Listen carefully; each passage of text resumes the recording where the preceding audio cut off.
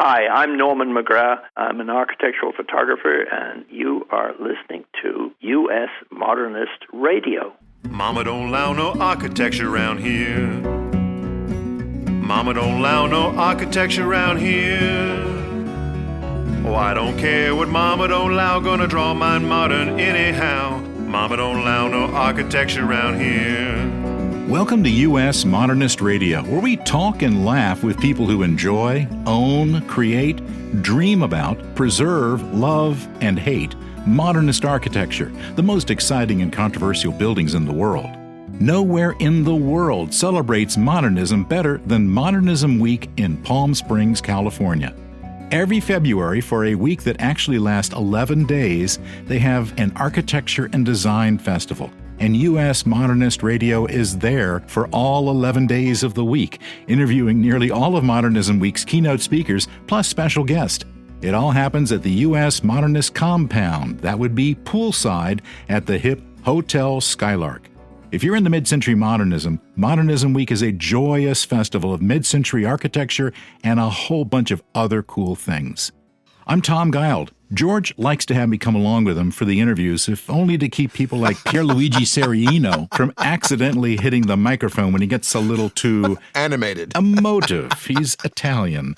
And even though he's in a tuxedo half the time, here's the guy who empties trash and picks up wayward glasses after all of U.S. modernist parties, George Smart. Thank you, Tom. Yes, I get to be the host, I get to be the cleaning crew, I get to be the setup crew. I mean, this is what you do when you're running a nonprofit and you're trying to put on an event. Right. But, it's all in a day's work, and we have such a great time hosting benefit events at Modernism Week. We have an annual party at the Kirk Douglas Estate, which is a fantastic house and pool and tennis complex, and it's in immaculate condition. It's really a fun evening. If you'd like to go with me and Tom to Modernism Week in 2023 and stay with us at the hip Hotel Skylark, email me at george@usmodernist.org. U.S. Modernist Radio is underwritten by Diane Bald and the Budman family, restoring significant architecture in Toronto, Los Angeles, Malibu, and Palm Springs, and by modernist realtor Angela Roll.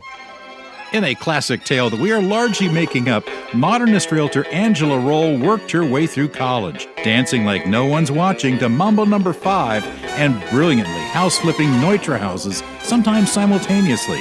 At 22, following a celebrity-filled party at a famous hillside modernist house in Los Angeles involving late-night swimming, fig-infused goat cheese, absolute lime, and a new use for WD-40, Angela was recruited to architecture school. There, she spent years in sleep-deprived design studios. Now she's a modernist real estate agent with specialized design training, advising buyers and sellers on everything, from appropriate renovation to staging a martini party for 200 people from 2,800 miles away. That last sentence is 100% true. Reach her at angelaroll.com.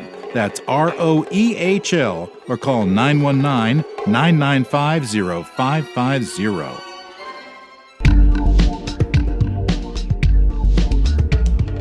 If you had to throw three things together, as we clearly did for this show, what could be more fun than dogs who love modern, charming roadside modernist motels, and tiki places? Together we explore this wacky, groundbreaking combination of topics with three authors, all of whom spoke at Modernism Week.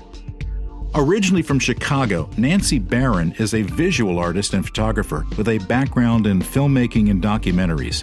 Her photography has been featured worldwide in publications such as The New York Times, Madame Figaro, W Magazine, Architectural Digest, The Telegraph Magazine, Condé Nast Traveler, and Mother Jones. Her books include The Good Life Palm Springs, The Good Life Goes On, and the book that brought us together, Palm Springs Modern Dogs at Home. Woof!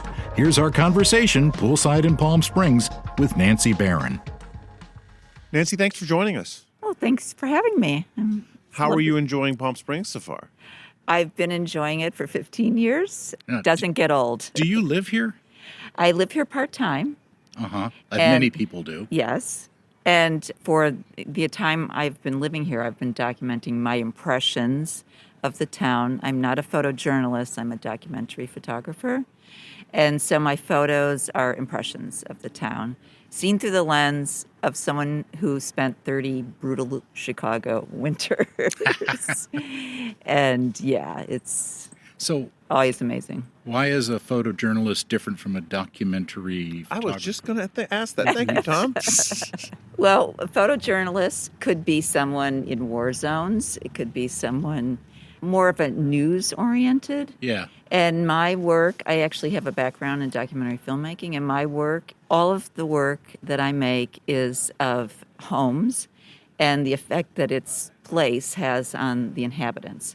So my work in Palm Springs, obviously, is about that, and I also have made some work in LA. But I have something like 5 or 6 series about various aspects of life in Palm Springs. So the subject is always kind of domestic life and houses, Well, and people. It's not necessarily, it is mostly domestic, but basically I use portraits, landscapes, and architectural photographs to tell the story of a place. Obviously, in my most recent book, it's homes. Now, in your book, Palm Springs, Modern Dogs at Home, as you were putting this together, were you thinking of a sequel?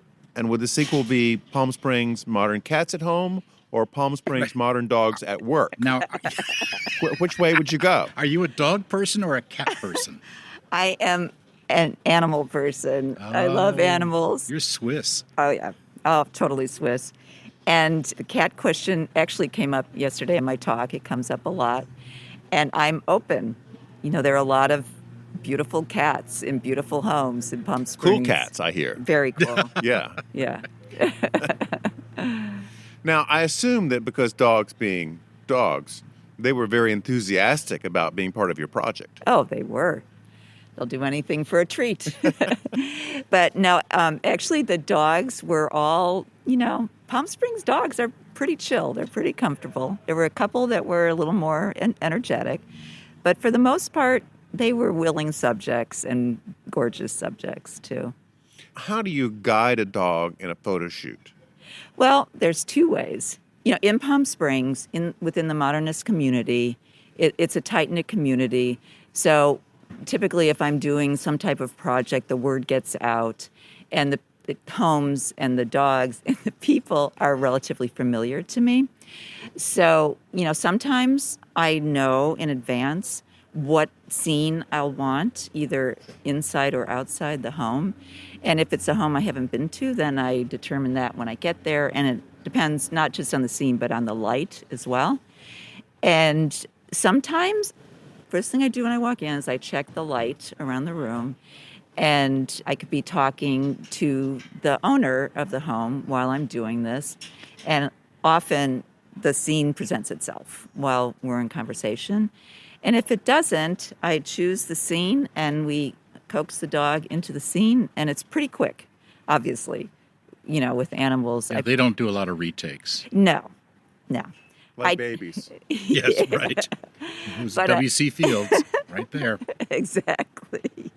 But yeah, I usually am not at the home for more than, say, 20 minutes, is probably max. And sometimes, a couple times, it's happened where I thought I had the photo, and then I was leaving, and the people and the dog would walk me to the door. I'd turn around, and a great scene would present itself at the door. So there's a few of those as well. Do you have any diva dogs that really are demanding about their... I do. And they ask for, a trailer home and a makeup artist, and it just gets really overwhelming. Extra treats, Oh, yeah, bigger extra. bowl, Oh, yeah. gold-plated bowl, maybe. Oh, yeah. Yeah. They ask for vegan, organic treats. It just gets out of hand. Now, dogs in modernist homes, do they play poker? No, I know the dogs that that do play poker. But these dogs are way too chill to get into anything competitive. Yeah. Okay. Yeah. Just wondering, had to ask. Yeah, and the green felt doesn't match the decor, Tom. No. And it's funny you should mention that because for whatever reason, especially the dogs in my book, the dogs tend to match the decor. So no green felt. How long did it take you to put the book together?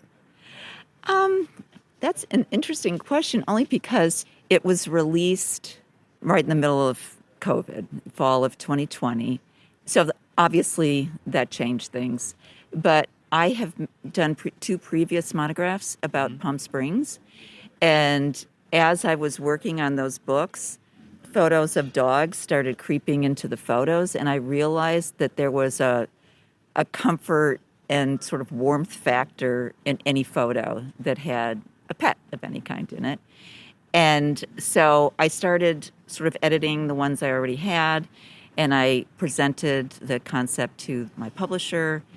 So by the time I gave the project to the publisher, I probably had around 25 good images. And then it was 18 months from the time they gave me my contract to the time the book was released. And within that 18 months, I had about a year to keep photographing. And so, yeah, that's about the timeline. So a long way to answer your question. Some of the photos were made before COVID and some were made during. Okay. Yeah. So you had the idea for this for a while, or Well, just sort of in the back of your head, maybe? Yeah, it presented itself because what I saw, I do a lot of talks about my work and my books, and what I saw between that and just between people's comments was that there was always a palpable reaction to any photo that had a dog in the photo. And it just seemed to me a perfect combination because Palm Springs is all about comfort and nostalgia, and obviously dogs are comfort animals. And so it really worked together. And the modernist community loves dogs. So no shortage of homes and dogs. Now, do the dogs in your book, do they prefer to come to Palm Springs just for a few months, or do they like to live here all the time? I would say, it's interesting, I hadn't thought of that. Most of the dogs in the book are full-timers. Full-time dogs? Wow. Yeah. So in the summer, they're real hot dogs. Oh, they are hot. Hot. Yeah. Yeah. There's boots for that. Yeah. Really? Dog boots? Oh, yeah. Oh, I guess Oh, so. for walking on hot If you yeah. think, if it's 100, they say that you add 15 to 20 degrees to the pavement from Yeah. the air. So it could be 130, 135 degrees At that on point, the the pavement. dog doesn't care that it's dry heat. It's hot. No. Yeah. Oh, man. Yeah, that's when the dog goes in the pool. Yeah. Actually, there's several dogs in the book that are either basking in the sun near the pool or in the pool. Or in the Now, pool. are there any people in your pictures? I'm sorry, I haven't looked at all of them. Not in this book, because Okay, it's just dogs. so it's just dogs. But in the Okay. previous books, I have always used architecture, portraits, and landscape to tell the story that I'm telling about, in this case, Palm Springs, and in other cases, other places. But it's usually places where I have lived or live now. And Palm Springs just took over because as a person who spent 30 brutal winters brutal in Chicago, winters. it never gets old. As a photographer, the brilliant light and the colors, and it's just perfect Of for. course, Chicago has its share of impressive and incredible architecture. Oh, amazing. And that, in fact, is how I became interested in, it's a lifelong Yeah. interest in architecture. And the house that I grew up in was built the same year my house here was built. So yeah, I mean, all in Chicago, the most amazing architecture, and at a very young age, it was something that was interesting to me. Are you going to be chatting with any professional dogs like Dalmatians at fire stations or bomb-sniffing dogs? Because they're really some of the most That's true. hardworking Well, dogs out there. the thing is that they try to they have secrets in their line of duty, and they don't really like to share them. If they told you they'd have to bite you. Yes, exactly. That would be great to see, the Dalmatian in its native Palm Springs Modernist fire station. That's Right? true, yeah. Well, I'll put it on the list. Yeah. You never know. So did you have a favorite house or dog? Well, once again, being not from Switzerland, but of the Swiss mentality, Yeah. honestly, it would be hard to say. They all took my heart. And even, yesterday when I was discussing the slideshow from the book, it's the same. Every dog has its own personality. Every house has its own personality. And they don't really compete with each other. They're all pretty much wonderful. So Now, let's talk beverages. So the martini is the sort of unofficial drink of modernism out here. What do dogs like other than water? Do they have a special thing that they really groove on? Like I know in some places they're flavoring the water or putting special additives in the water. Did you hear anything like that when you were touring the houses? not yet, Okay. but it's a Dog good thing to suggest. Flavored dog water? Flavored dog water. Flavored? Truly? Okay, they lick themselves. Well, yeah, but it's a full palate, Tom. These are not ordinary dogs. Right. Yeah. These are dogs that go down to the Trader Joe's and Well, Right. that's something definitely to investigate going forward. I need to know about that. yeah. But so far I haven't. And what about on the food side? What do you feed them when you were feeding them treats? Well, there's a wide range, always healthy treats. What I was going to say is that every time I'd go to a house, I'd say, oh, I'll take treats, in case. I never used them. I never needed to. Really? No, they just did it was, like I said, it was pretty quick. These are real pros, Tom. I Oh, guess yeah, they were no, used to it, no amateurs Self-directed. here. Oh, yeah. I thought you were going to say, well, the owner always has. They know what Well, Fido really they likes. do, but interestingly enough, it was pretty, Huh. Hi, and while we're talking, I'm looking at the light, and then either we put the dog in place or the dog, just happens to be sort of not posing, but in a Dog is talking to his agent. right. Yeah. Scrolling through Instagram. Studying his contract. Yeah. Updating the Instagram feed. Now, that's another question. Do any of the dogs have their own feeds? I guess that's a real question. Yeah, that's yeah, a that thing is now. a question. And I'm trying to think. I don't think, I've seen a lot of those dog Yeah. feeds, and a lot of those dog feeds do happen to follow My me. stepson's dog has an Instagram See? feed. Yeah. That's But the I- giant puppy that I told you about. Well, that's cute. Well, with these dogs, they don't need to advertise. They're living the good life. They're happy with their lives. They don't need to show off. They just Right. they just are living their best lives without Instagram. No aspirational kind of thing. They've already got it. No, they're there. Slip out in the afternoons, drop in the pool, Right. come out, get some special flavored water. Right. Wait Yeah. for the lady to show up with her camera. Yeah. What more could there be? Yeah. I mean, So, what will be next? well, I have several projects that are either completed or partially completed, and I just have to determine which ones I'm going to start pitching. But I have several projects, but Palm Springs definitely has the most of my attention. Well, please keep us posted on what's next. Of course I will. Particularly if you talk to the bomb sniffing dog. I think that would be the interview to get. Yeah, I don't think that's going to work. But you know what? You never know. It could happen. It could be someone who's disappointed in their job and they're Yeah. willing to tell all. Yeah, a tell-all expose. That's Yeah. right. That's right. Oh, Thank you very much. Thank you so much, and have a wonderful week.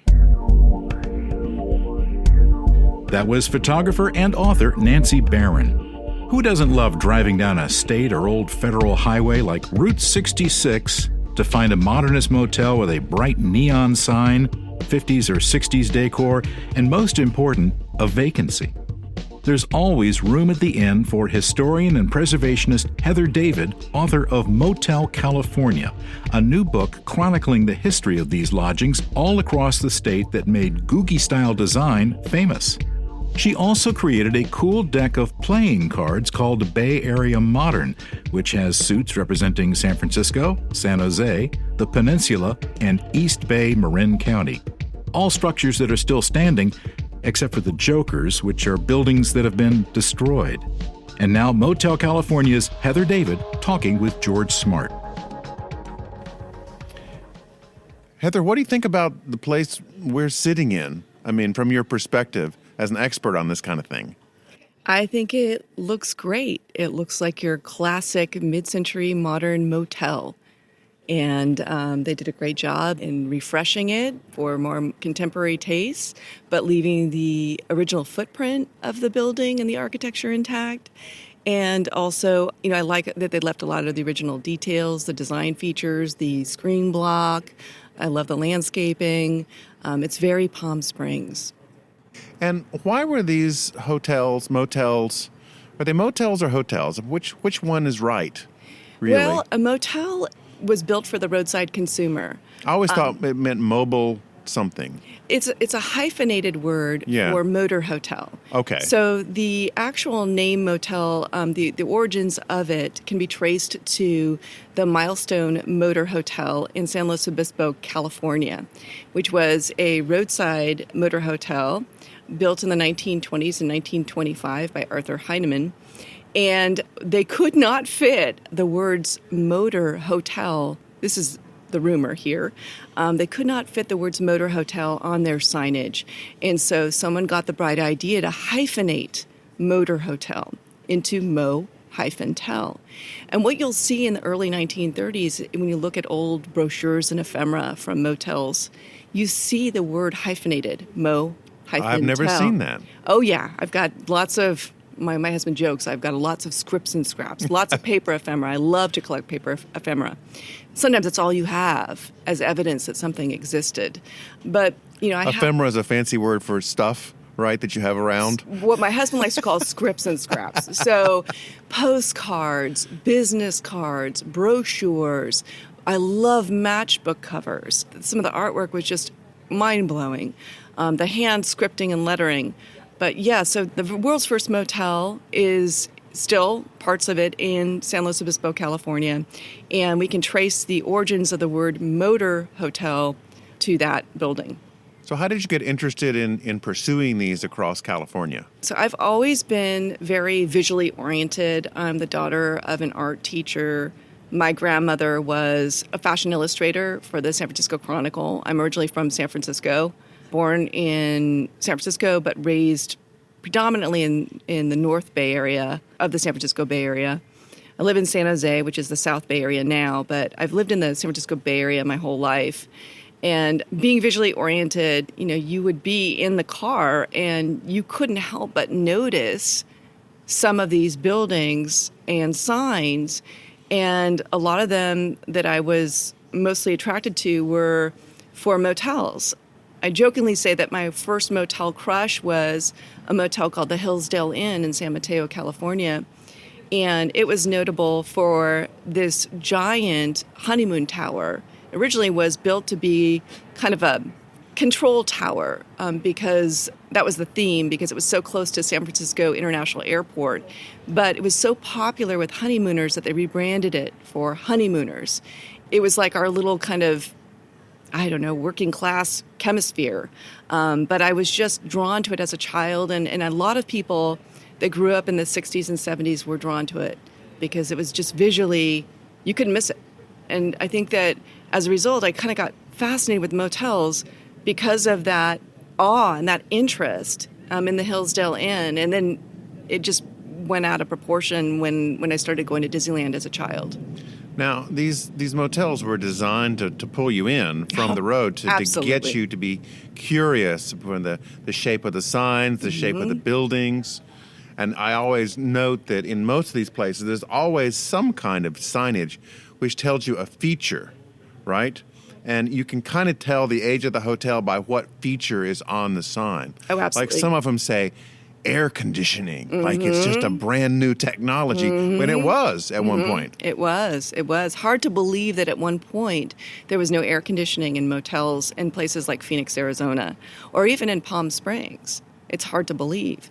But yes, air conditioning was new. They sometimes will say refrigerated air. So many things were new to middle-class folks that were patrons of these motels. When you stop to think about it, it really opened up travel to a completely different class. It was more of a casual experience. You would drive up to your room. Oftentimes your carport was right next door to your room. And middle-class people were being introduced to things like beauty rest mattresses and fancy soaps, and my husband calls them lotions and potions. You would get all these travel soaps. Palmolive and Colgate and all these big brands were marketing their wares via the motel. And what about Magic Fingers? Oh, Magic Fingers. That's really funny. Yes, everybody loves Magic Fingers. By the way, if you want to experience Magic Fingers, there is a motel in Pismo Beach that still has them. And I'm trying to think of the name here. It's my memory is not working this morning, but I had traveled up and down the state of California looking for the Magic Fingers experience. It's highly overrated, but it needs to be experienced. The Magic Fingers was a gimmick, obviously, and it wasn't the first vibrating bed offering. The first vibrating bed offering was called Pulsarhythm. And Pulsarhythm, the company was founded in Florida, I believe, and they had some issues with their advertising. They were basically marketing Pulsarhythm vibrating mattresses as kind of a cure-all for everything, for heart conditions, rheumatoid arthritis, and I think the FDA fined them to the point where they had to go out of business. So it just became, go in and put in your quarter, I think it cost. Oh, it was a quarter. And you'd get, what, 5 or 10 minutes of vibrations? Yeah. And I remember doing that as a kid. And it was great for like the first minute or two, and then you felt like your nervous system was being ripped out. It's not relaxing at all. Now my memory is kicking in. It's the Sundown Motel or Sundown Inn in Pismo Beach. And the funny thing is we went to go just to stay the night so I could experience the vibrating bed. And the room they gave us was a fancy room. They knew I was doing research for Motel California, my book. And it had a memory foam mattress, and what you come to find is that the vibrating bed device will not work with a memory foam mattress. Memory foam is designed to minimize any sort of disturbance, right? So, you have to have a box spring mattress for the vibrating bed device to work. So what was it like to lie on a vibrating Tempur-Pedic type bed? It was just like you don't feel anything. Nothing. You've seen the commercials with people jumping up and down on a memory foam mattress, and the wine glass doesn't tip over. Yeah. And, we had to ask to move to another room that actually had a device that I could experience. It was just really important to me to see what it was all about. That's devotion to your craft, isn't it? When you're pursuing the magic fingers. I think that when you're writing about something, at least for me, it's really important to experience it viscerally. It's hard for me to write about things that I haven't actually experienced in person. And sometimes you create the story or the narrative with whatever you've got, but there's nothing like experiencing it in person. And I think that's why we see a revival in boutique motels. It's because people want to know what it felt like to be traveling across the United States, when we were in the middle of an economic boom and people were hitting the roads like never before. See America. See America. When did these motels start to get torn down? The interesting thing about the motel as a building type is it really peaked in the early 1960s. There were over 60,000 motels across the United States in the early 1960s. And in the early 1960s, we started to see things like the beginning of chain motels. Mm-hmm. And they offered standardized services to business travelers and families and all kinds of incentives to stay in a franchise or referral chain like a Best Western or a Superior. Holiday Inn. Howard Johnson's was big, and Holiday Inn. And so when you think about the motel, it was, for the most part, a mom and pop business, an individually owned business. And that's why there was such a diversity in theming and signs and offerings, because you've got these unique personalities involved. I would say in the mid-60s, we start to see the referral chains. We also saw that there was over-speculation. The motel was so popular that people were building so many of them. And then when the federal highway system came to be, AKA the interstates. The interstates, and this is really a heartbreaking story, some of these mom and pop motels were completely bypassed by the big highways. And so part of the lure of a motel is that you could just, pop in off the roadside. But these big highways, people would just drive right on by. So a lot of them were in the wrong location, market oversaturation, the rise of the chain. And so you start to see the number of motels plummet. I think within a decade, 10,000 of them were gone. And it's just been continuing decade by decade. Decade by decade. Mm-hmm. And when did they start getting rediscovered and reborn and reimagined? Was that in the 90s or the 2000s? That's kind of interesting. I'd say there were some in the 90s, but it really didn't take off until the 2000s, I would say. you started to see new chains like Joie de Vie hotels, and the business model for Joie de Vie was to take an old dilapidated roadside motel that had been long neglected and kind of clean it up and make it pretty and rebrand it. I call it the New Theme Motel. So, if you look at San Francisco, for example, where I was born, there is the Phoenix, the Hotel Phoenix. It used to be the Caravan Inn back in the 60s. And Joie de Vie came in, cleaned it up, and marketed it to traveling musicians and artists. Oh, right. And that was their first Joie de Vie hotel. And there were prohibitions in some areas against giving rooms to black people, to musicians, to different types of people couldn't stay at these motels. Yeah, that is a heartbreaking chapter of American history, the whole Green Book era, where people would have to go to hotels. Yeah, tell our listeners about the Green Book. Well, the Green Book was a book that was used by African Americans in the U.S. for places that were safe for them to stay if they were going to be traveling, because there was not only blatant discrimination, but there was de facto discrimination to people of color. And that is very sad. There were motels for people to stay that were integrated, but there were also completely segregated motels that were geared to people of color. Yeah.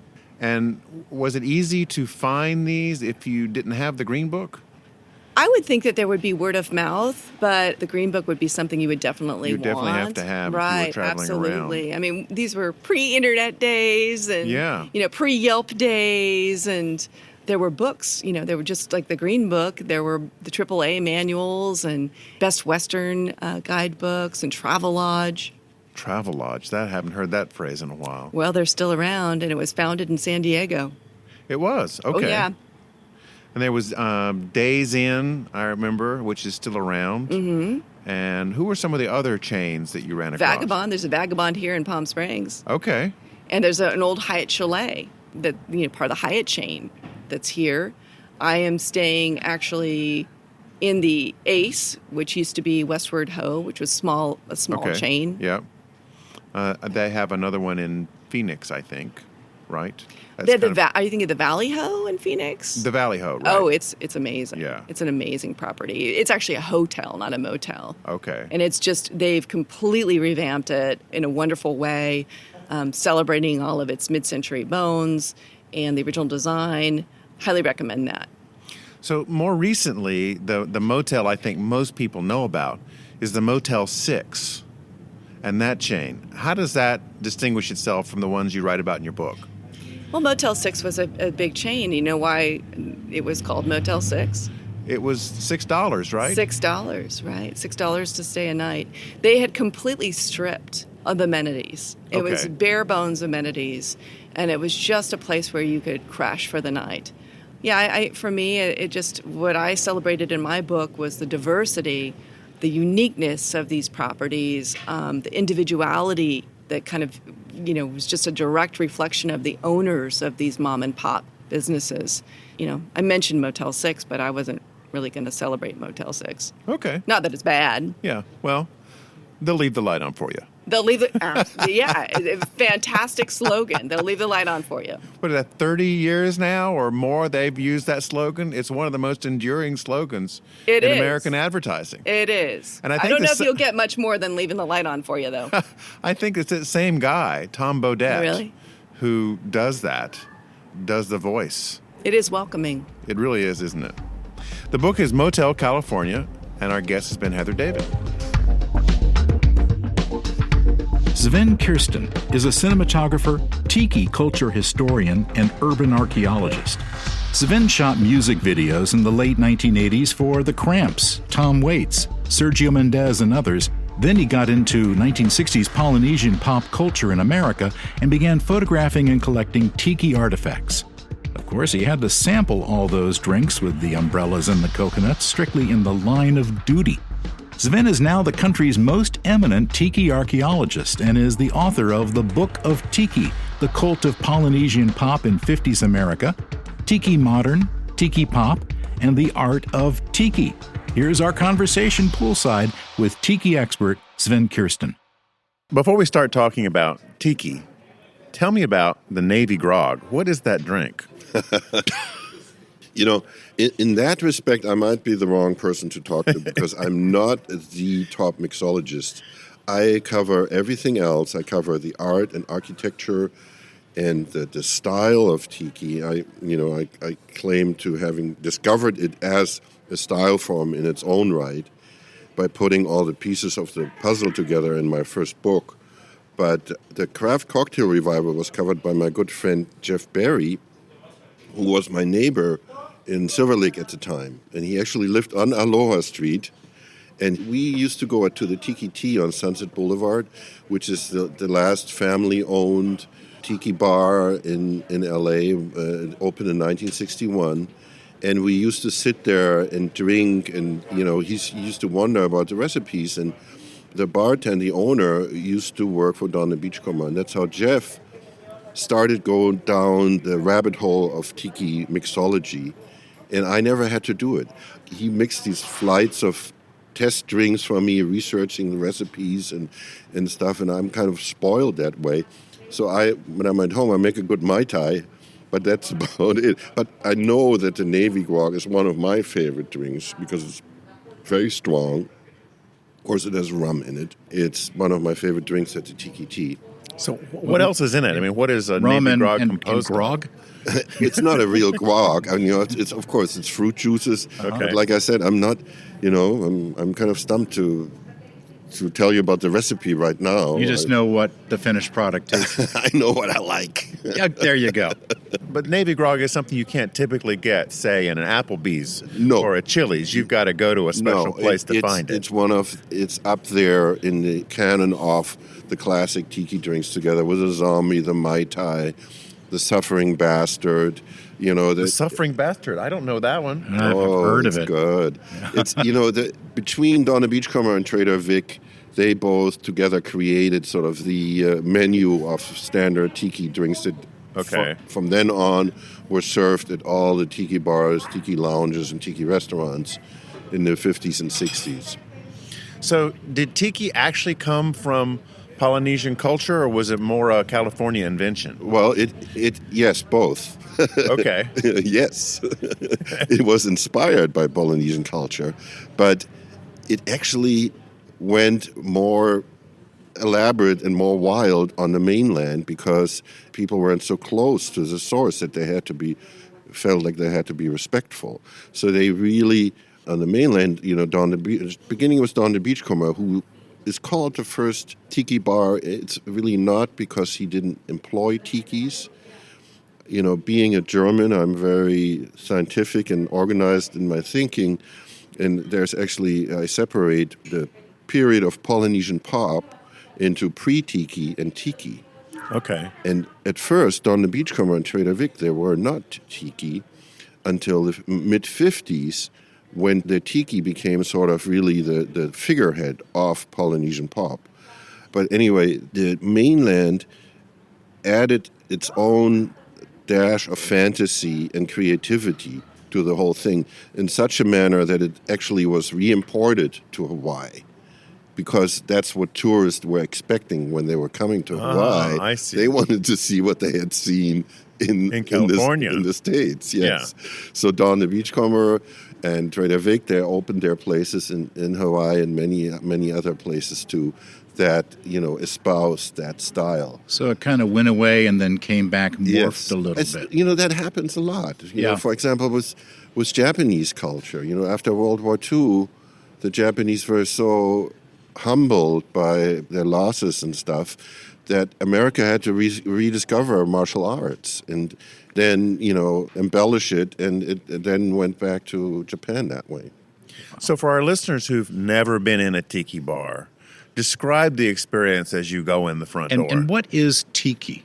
Okay. It's a stupid question. No, it's a very good question, because tiki is the name of a Polynesian demigod. He was half man and half god, and he was the creator of the first woman. He was sort of a Polynesian Adam. And Polynesian mythology works with ancestor mythology. And so, through the generations, these stories of tiki were told. And eventually, any carving or form resembling the human being was called a tiki because he was that crossover from God to man. And that stuck. And So if he's a half god, half man, so what? He's just really good looking. Yes, that's right. Okay. Well, actually, Brad Pitt's going to play the movie role. Right. I love finding those old articles of what I call the taste police. In its heyday, tiki was never recognized as an art form because the taste police or the culture critics looked down on it as kitsch. In my book Tiki Pop, I have a little clipping from press saying that says, "Ugly statues are now in vogue." And that's how. That's terrible. Yeah, that's terrible. I think it's funny and it's very poignant, Right. about how it was received in the press and in the media, and that's why it sort of disappeared with a whimper. And I had to come along and unearth it and put the pieces together to declare it an American pop culture style in its own right. So then we have the Tiki Bar. Right. The Tiki Bar is really an alternate reality. A lot of tiki bars and restaurants had these waterfalls with streams outside and inside, and you would have to cross over a bridge and enter a door guarded by two tiki gods on the left and the right. And it was like passing into another realm of fantasy, because that's Like a Disney experience, really. Kind of, yeah. Right. It's a fantasy. It's not meant to be taken seriously. And people back in the mid-century were just totally in love with Polynesia. This was heightened by Hawaii becoming a state in 1959, and that's when all the developers jumped on it. And that's where I claim that tiki really became a style, because not only was it, there's all kinds of restaurant themes like Chinese and Italian, and some of them are quite elaborate. But starting in 1960, those tiki bars decor themes started to be used for apartment buildings, for motels, for bowling alleys, that all with, waterfalls, tiki torches, and most importantly, tiki carvings, sticking out of the foliage, but also being used as support posts. And that's what got me, in the first place, coming from Europe, who's used to, classic European architecture being, if there's ornamental embellishments, they're supporting, Greek gods or goddesses are supporting balconies and stuff. And here, all of a sudden, there were these primitive, in quotes, idols being used, and these totally straight-looking mid-century Americans posing with these absurd-looking carvings. And the drinks themselves, I recall, because my parents were into the tiki period completely, were usually in these either large-shaped glasses or they would hollow out pineapples, or coconut. The whole presentation of the drink was essential to the experience. Everything to it came from one island. Presentation. There was a place here in town called Aloha Joe's, and there's this wonderful photo that I put into my Art of Tiki book of this waitress that has this ridiculous hat with bells and whistles on, and it's serving a drink in a bowl. They had these communal bowls, which were kind of duplicating the kava bowls of the South Seas. And it got to the point where even starting at a place called the Maikai in Fort Lauderdale, Florida, they had the mystery drink. And if you ordered the mystery drink, you would hear the sound of a gong, and the mystery girl would come to present the mystery drink to you. And there was a mystery that you had to figure out, and the mystery was that because it was a very solemn ceremony, a ritual. Yes. If you made her laugh, you would get to drink. Oh, really? I figured it was if you could guess the ingredients in the drink. No, people weren't that much into But you just had this to make day it. and age of foodie media. Everybody's into that, really, and the craft cocktail. So you had to be able to crack a good joke. Yes, Yeah. I guess. It's like the guards at Buckingham Palace. Right. Yeah. Right. That's it. The mystery girl was the guard of Buckingham Palace of Tiki. Now, from what I read, it seemed like tiki fell out of favor in the United States around the same time that mid-century modern fell out of Right. favor in that sort of mid-'70s period. Right. People weren't paying attention to it anymore. Well, basically, what happened beginning in the late 60s with the generation gap. The young generation basically poo-pooed anything that the old generation had been into. And it's hard to understand for people now, but I lived through it. I think it was like the greatest generational divide that happened ever. All of a sudden, also helped by the media and advertising, people decided that the young people were the thing to cater to. And the old folks, the older generation that had been treated with respect, and there were the doers and shakers in the 50s and early 60s, they were sort of shoved by the side. So anything that they had liked was out. Yep. And Tiki was part of that. Yeah. Yeah, the whole idea of, a generation recreating its own cultures and rituals was so strong then. Right, yeah. I find it fascinating how there are actually parallels because, in Polynesian pop, adults were dreaming of a freer life. It was part of the appeal where, you could wear shirts, aloha shirts, were meant to wear outside of the pants. And that was back then, that was like a revolutionary thing. Yeah. For the straight 9-to-5 or office man. And the whole dreaming of free love, that was the myth of the South Sea paradise, that was allowed in a theoretical concept by having nude women on the menus and nude black velvet paintings in the bar, and everything was a little bit like freer. Fun, naughty. Yeah, naughty, Right. exactly. But in the next generation, they made it happen. Yeah. They actually lived free love. But, the desire in their parents' generation was there. It was just, all of a sudden, it became too rednecky to just do that. Now, fast forward a couple decades. When did Tiki start to really come back?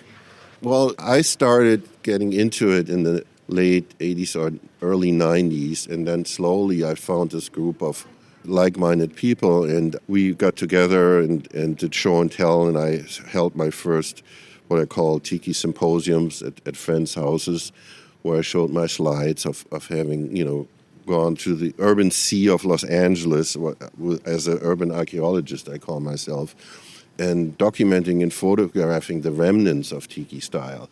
And there were still there's still some Tiki apartment buildings there, motels, but most of them are gone right now. We still have one of the best kept Tiki motels here in town, the Caliente Tropics, because it not only has Tikis on the grounds, but it also has an A-frame entrance. And architecturally, the A-frame was the signifier of Tiki, Tiki style. Yeah.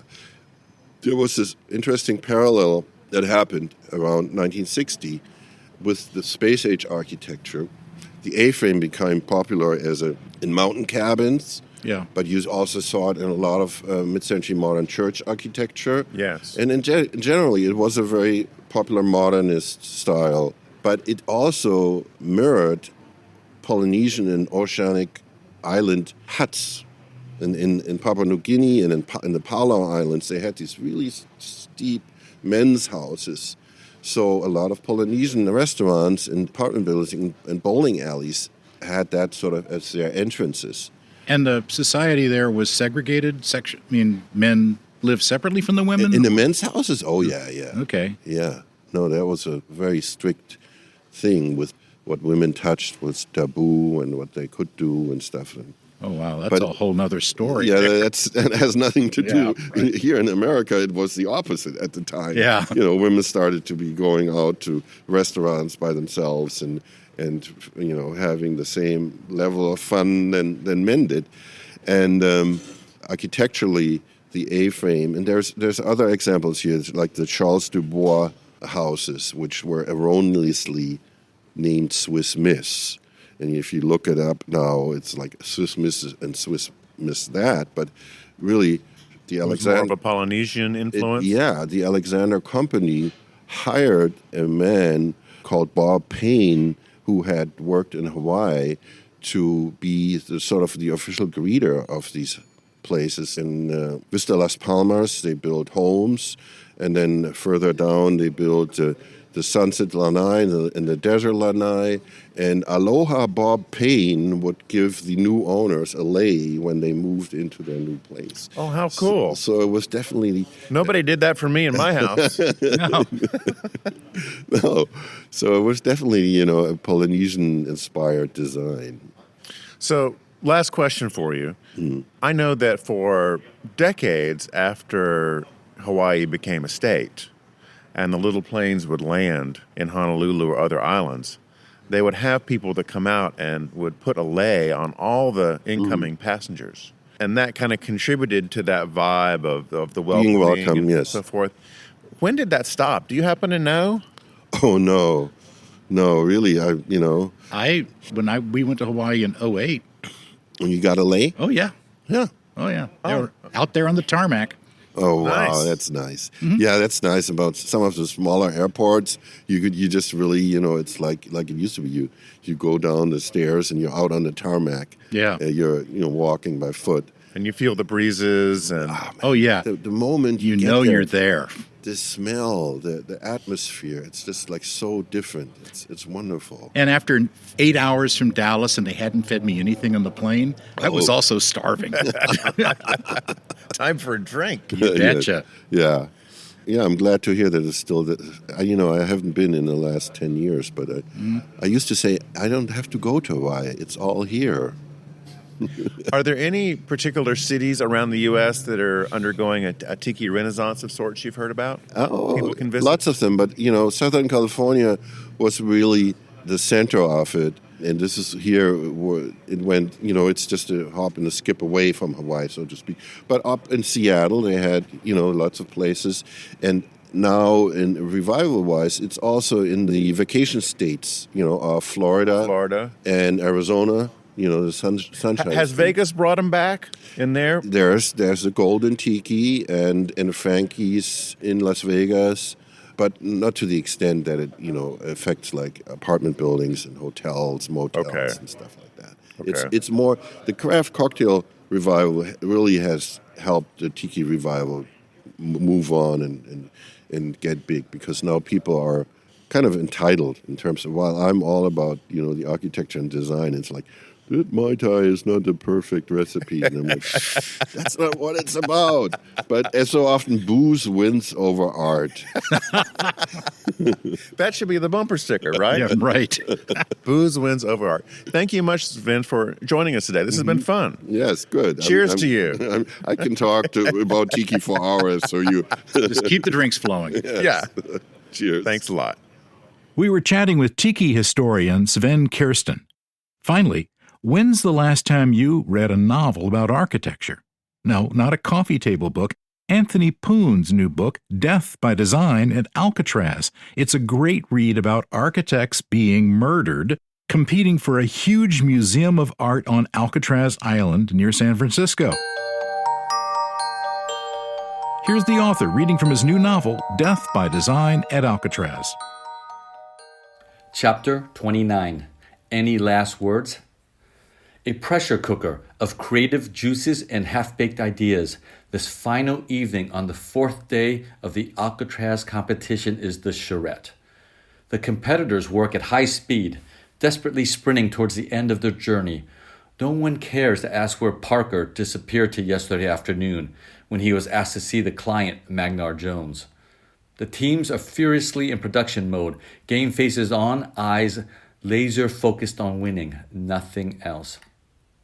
As time ticks down, Parker A. Rand is heard instructing his teammates as well as reminding himself, a client presentation must represent both a fabricated reality and the passion of our ideas. Our presentation must transport the client into a stirring imaginary world that was constructed first within our heads, then poured out heart and soul for the client to experience. Parker and his team realized that the final piece of the design puzzle of research drawings and models is the performance, showmanship. Besides the visuals of drawings, the expression of a great design must also be in words, a verbal demonstration to accompany the pictorial. And when they were students giving a presentation, these architects must deliver a convincing narrative, whether it is an elevator pitch of design sign bites or a weaving of personal experiences and metaphors. The presentation, this final performance, is where all the ideas, from crafted verbiage to physical and digital artifacts, are exhibited in not only a coherent fashion, but a dramatic and theatrical one. The stakes are much higher than when in school. They all learned outrageous approaches in their architecture education, an intellectual pedagogical speech or a bohemian poetry reading, a song and dance number combined with a country fair puppet show, or a sleight of hand magician with the desperation of a used car salesman. The presentation of the designs is to be the culmination of not just 4 long days, but years and decades of life experiences that precedes them. Death happens to precede them too. That was architect Anthony Poon reading an excerpt from his new novel, Death by Design at Alcatraz. Thanks for listening. U.S. Modernist Radio is underwritten by Diane Bald and the Budman family, restoring significant architecture in Toronto, Los Angeles, Malibu, and Palm Springs. And by Modernist realtor Angela Roll. Want to go with us to Modernism Week in 2023 and stay with us at the U.S. Modernist compound? Email me at george@usmodernist.org. Okay, Tom, wrap us up. Glad to. Visit usmodernist.org's massive archives to listen to past shows, discover documentation of 15,000 significant modernist houses, and access 4 million pages of classic 20th century architecture magazines. U.S. Modernist Radio is produced by Soundtracks Recording Studios in Raleigh, North Carolina. Our theme song was performed by George Smart and Robinson Earl. Rogue archivist Carrie Cesarino outdid herself. She researched all the guests for our Modernism Week interviews. U.S. Modernist Radio is a production of Modernist Archive Incorporated, a nonprofit educational archive for the documentation, preservation, and promotion of modernist residential design. I'm Tom Guild. George and I'll be back soon with another sitting by the pool, looking at the mountains, drinking martinis, looking for another beer, talking architecture edition of U.S. Modernist Radio. That sounds like a headache. Only for the guy who has to clean up the beer bottles. Yes, yeah.